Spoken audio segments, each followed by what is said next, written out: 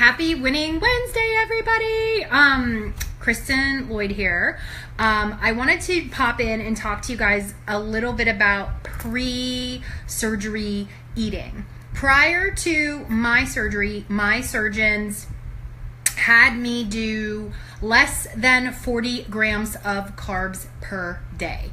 And I think they wanted for me to stick to 1,200 calories. It's been so long that the thing that sticks out in my mind the most, sorry, I'm shaking the phone, is less than 40 grams of carbs a day. And the reason that they shared this, I had sleeve 2013 as a reminder. The reason that they had me do this is because they said that it would shrink my liver and it would give them better access to my stomach. So, interesting, right? Less than 40 grams of carbs a day. Now, I know other surgery centers who have you do like OptiFast or MediFast or things like that. My pre-op, I hate the word diet, but I'm going to call it a diet. My pre-op diet was for 2 weeks. So I had less than 40 grams of carbs for 2 weeks. Now, I'm going to share some things that I haven't shared before in here that are relevant to pre-op stuff that I think is important. Is that pre-op, I had to get down to a certain weight in order for it to cost less, because I was not an insurance patient. And so it was an additional $5,000 if I was over a certain weight, because then I was going to have it in the hospital versus the surgical center. So really there was an incentive to save $5,000 if I lost a little bit more weight. Okay. So that was an incentive that I knew when my surgery date was, that I really had to kick butt in terms of my pre-op eating. And so I met that goal amazingly. I was so excited. But here's the thing that I just want to point out is that when you are prior to surgery doing your pre-op, again, I hate that word diet. When you're doing the pre-op diet, it's not meant to be sustainable, because you're going to be eating different things following surgery. So the 40 grams of carbs a day prior to surgery, which is what my surgeons recommended, was amazing in a good way, because it got me set up to like that lower carb lifestyle, which I utilize personally. And that is what I contribute a lot to helping me keep the weight off long term. And I'm not, against people who eat bread or carbs or rice or potatoes, because occasionally I will have a potato, not a whole potato. Let me say that, like a French fry, but I do not eat it on a daily basis. I do not have it in my diet, just because I know it wreaks havoc on my energy. Like, I feel sluggish afterwards. And then the other thing is that I know that it causes me, because I can lose and I can gain very, very quickly as a result of my sleeve. So I just avoid it at all costs. And even burgers and stuff, I only eat like the meat and a lot of times you'll find a lot of places that will offer burger wraps, that just like a lettuce wrap or something like that. So if you get in the habit of doing these things pre-op, it helps you a lot more post-op. But again, each surgery center is different. And so again, some surgical centers will have you do like MediFast or OptiFast or something like that. My doctors did less than 40 grams of carbs a day. And they were like, you can eat eggs, you can eat turkey, you can eat bacon. We're not concerned about the fat. We're not concerned about, we want you to have high protein, but less than 40 grams of carbs a day. And that, for those 2 weeks, it made me crazy. It was because I had to be meticulous, because everything has carbs. Unless it's like meat and cheese only. Everything. Like tomatoes have carbs. Lettuce is a carb. Not in the way that we think about it. Because in the way we think about it, we think of like rice and potatoes and beans and stuff like that.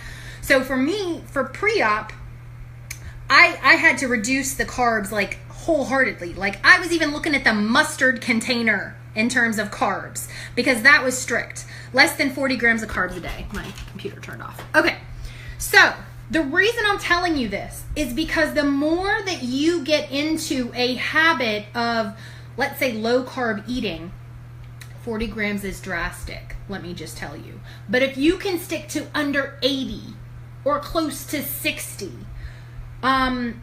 before surgery, you're going to start to see your weight kind of drop, which is good, which is what you want. But then it's going to help you because after surgery, that's what, you know, the doctors will say, you can eat whatever you want. And I had a doctor, my doctor actually, my surgeon actually had a sleeve, which he was different. He said, yes, Kristen, you can eat whatever you want.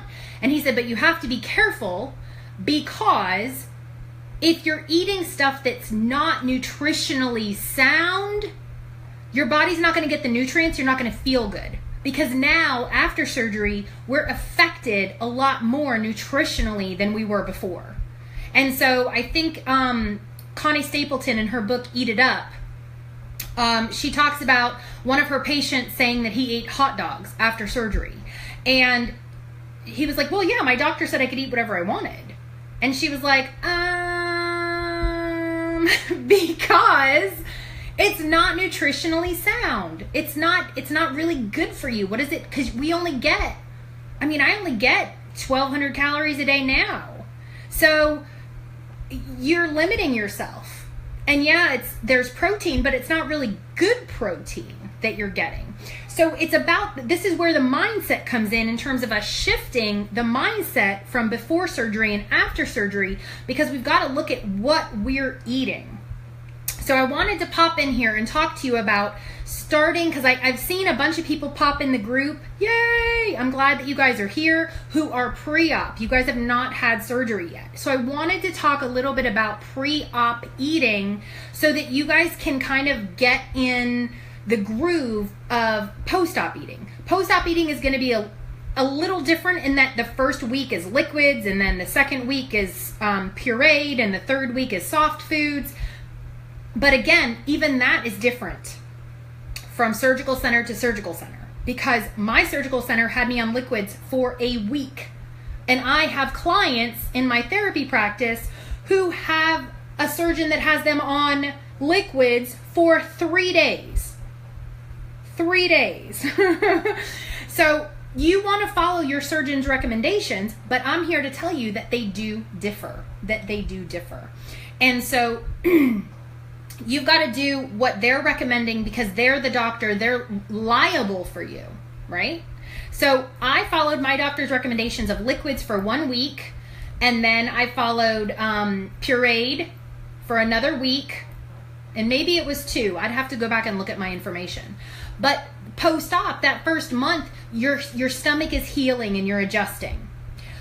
However, you're still focused on high protein foods, the protein shakes, and all of that kind of stuff. But then as you shift into month 3, month 4, month 5, and so on, you're not eating so many protein shakes, not unless you like them. I still eat protein shakes because I like them, and I'm almost 4 years out.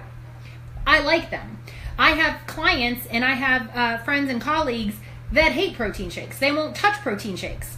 They just want to eat the food, and that's fine. That's up to you. However, it goes back to after surgery is going to be different from before surgery, right?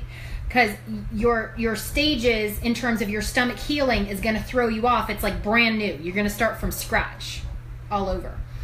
But your pre-op eating, when you start to shift here, pre-op, it's going to help you post-op. When you start to think, oh, I can have this, I can't have that. Or I can have this. Nope, don't want that. That's not good for me. That's not nutritionally sound for me. That's what's going to help you here, right? That's what's going to help you here. And this doesn't go away, but this is trainable. And that's what we want to help you with for the long term, to keep it off long term. Because that's the thing that people are like, oh, yeah, I'm going to go get surgery. And then they don't train their brain. They don't work on the mindset piece. And then I've known people who have regained weight because that's something that they're eating things that are not nutritionally sound, or things that are not good for their body, or they're grazing all day, and there's a ton of other things, not for this live stream, but for today's live stream, for you guys who are pre-op, start looking at what you're eating and look at the carb content. Okay, I don't want you to be fastidious about it or totally freaked out about it. Just start to be aware. How many carbs are you eating? What kind of carbs are you eating?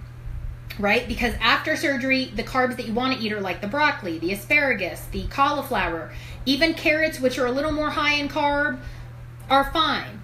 But again, for that pre-op diet that I went on, I was far more aware and so grateful that they had me do that, because I was very aware of the carbs and the carb content, even in fruits and vegetables. Fruits, carbs, right? So I'd love to hear your feedback on this video. Let me know what you guys think. If you have questions about pre-op diet, I do have to say as a disclaimer, I'm not a nutritionist. I'm just a patient, just like you. I am a psychotherapist and a mindset coach, because that is something that I've recognized that I needed after surgery.